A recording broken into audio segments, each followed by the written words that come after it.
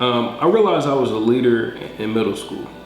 So I remember that my mom we'd always go to Sam's Club to buy, groceries for the family. And I had this idea of, man, I wish you buy some extra candy so I could sell it at school, right?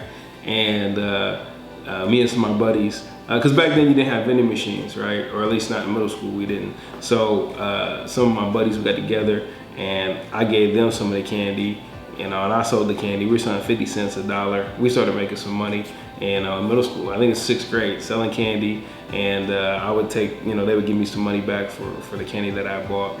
And then from there, I'll go buy some more. And we pretty much did that all year up until the school said, hey, you know what? We're about to ask you guys to start selling cookies for the school. And then we ended up selling cookies for the school. And then after that, I was kind of told, you shouldn't really sell candy and stuff like that because they don't want us to think that people that were selling drugs or something like that. So that's how that ended, but it was a good experience.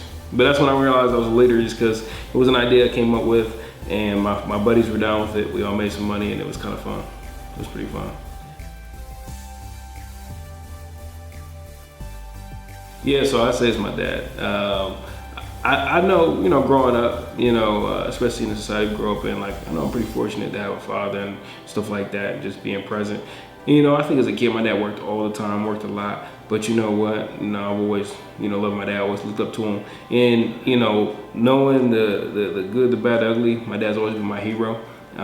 Even now, my dad's still my hero. I still want to be like my dad when I grow up. I'll act like him, walk like him, talk like him. Even when me and my mother are very similar, I still try to be like my dad.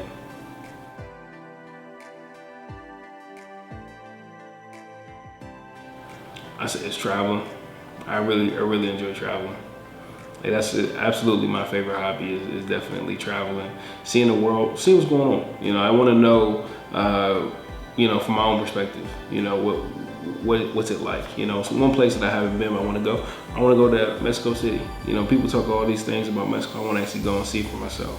I've been to Africa. I've been to West Africa a couple times, Nigeria and Ghana, and I wanted to see what it was like for myself. And so, if COVID hadn't happened, I would have went to China this year. I already had it planned for May, and I just I love to see the world. I love to know what's going on. I love to hear from your perspective what happened. What the story is, not just what anybody tell me or what a certain stereotype or certain thought process is. I want to hear it for myself.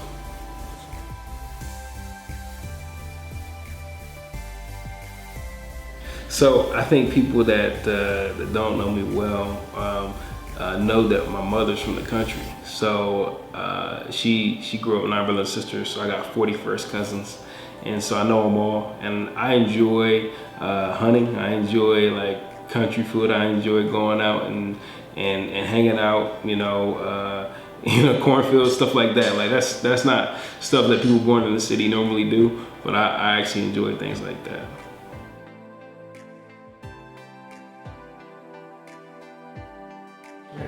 A buddy of mine named Kevin Jones.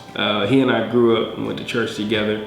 And as a kid, we always went on a lot of different adventures, got in trouble, skipped church sometimes, and I would always get caught because everybody knew, who my family, my dad was, stuff like that. And that was definitely, my childhood best friend.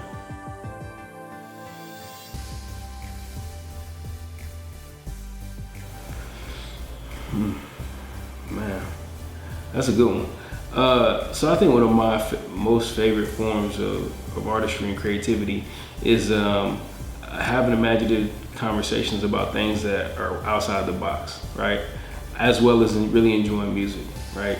Live music. I don't always listen to music in my car, but being at a musical event is always something for me that is very inspiring.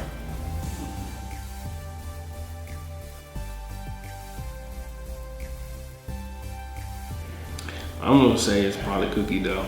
So my favorite flavor ice cream is cookie dough. I really like Cold Stone. I like when I go to Cold Stone, they get the some type of vanilla ice cream base, and then I put the chocolate chips in it, the cookie dough. I got that whipped cream they make there special, so I get a lot of that. Mix it all together, and for some reason, that is just bomb. That stuff is great. Yeah. It's funny, I just had some fresh apple pie the other day. I got it fresh from the farm for his birthday, and blueberry and apple. And I went up to a farm and they made it like apple trees, the whole 9 yards, made it from scratch and everything like that.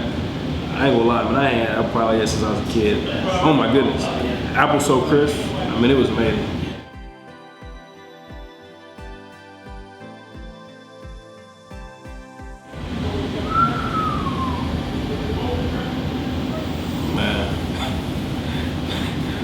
I'm gonna just tell you a funny one real quick, and then I'll tell you something serious.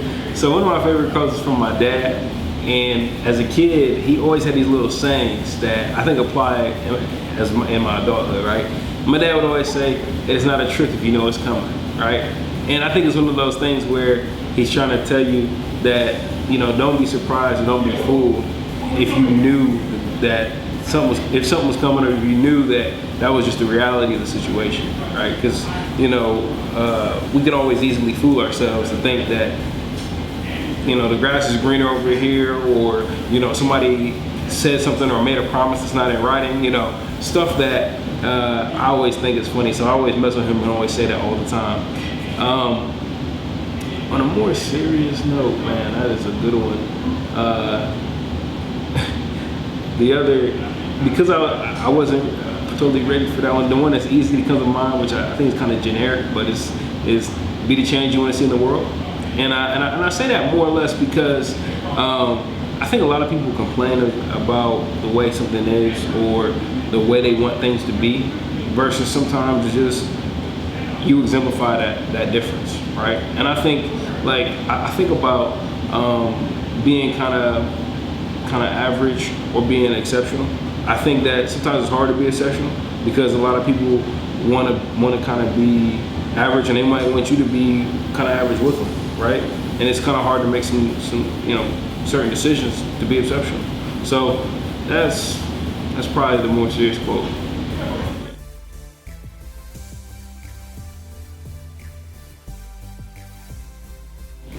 That I got to keep moving forward. So my life mantra, something that I think about every morning, is that I got to keep going. I got to keep moving forward. And I think for me, I've had to learn that it's hard for me to sit down, or hard for me to rest, or hard for me to stop, because I feel like when I stop, I end up sleeping too much, or I end up feel like I'm missing out on something. I do got a little bit of FOMO, right? So because of that, it's always making me want to continue to keep going. And as I've got a little older, it's taught me that sometimes it's okay for you to miss that, or it's okay for you not to be there. But generally, my mindset is always to just keep it going. If I got a little bit of energy left, then to keep going. And kind of, I explain this to people, right? That I get really, really silly when I get tired, right? But kind of how I look at my life or myself is that you got your general gas tank, right? And that's your energy levels, right? And then you got this other side tank that's got NOS in it, you know, that is really gonna rev you up. And so how I look at it is I get down to the bottom as I get tired and I get a little bit silly, that NOS, kicks in, and I'm able to get done when I need to get done. But it's getting it done. It may not be perfect, but it's getting it done. So, yeah. At a younger age, I kind of think I know exactly what I would have told myself. And one thing it would have been is being more confident being who you are, right? And being yourself. Because I think as a Donald Payne Jr., I think I've always been different, or I've always been just thinking in different ways. And at this age now, it's benefited me quite well, right? It's benefited me well. It's created different relationships and network, and people want to hear the insight or the different ways that I'm thinking.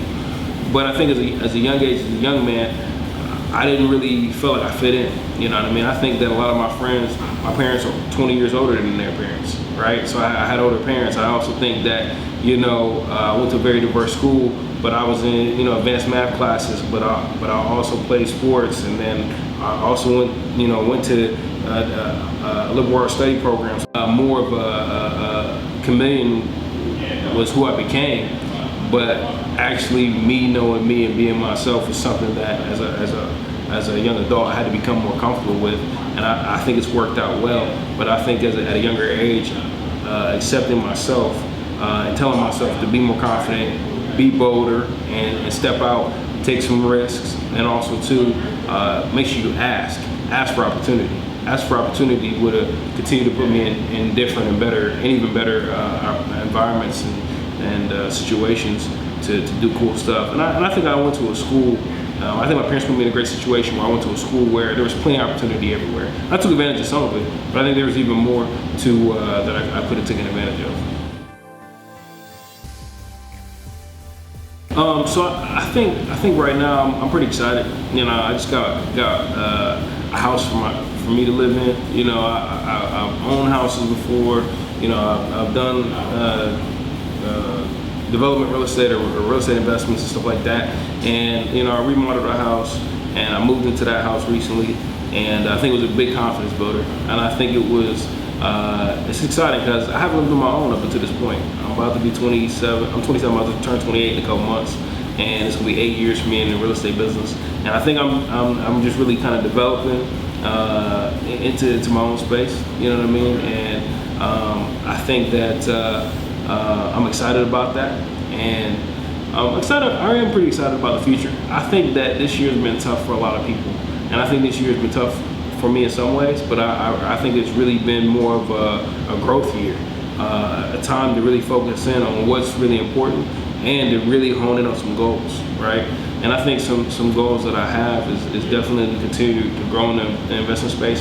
I think I want to teach people more about real estate investments. I think I want to teach the community more about credit, you know, and how to work on credit, grow credit, make sure all opportunities are available to you, because I think there's a lot of predatory lending that takes place when there's credit not available.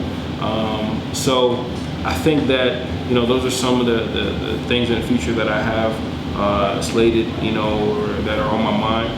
And I also noticed a lot more traveling that I need to do. That's definitely on the table. So I'm excited about that as well.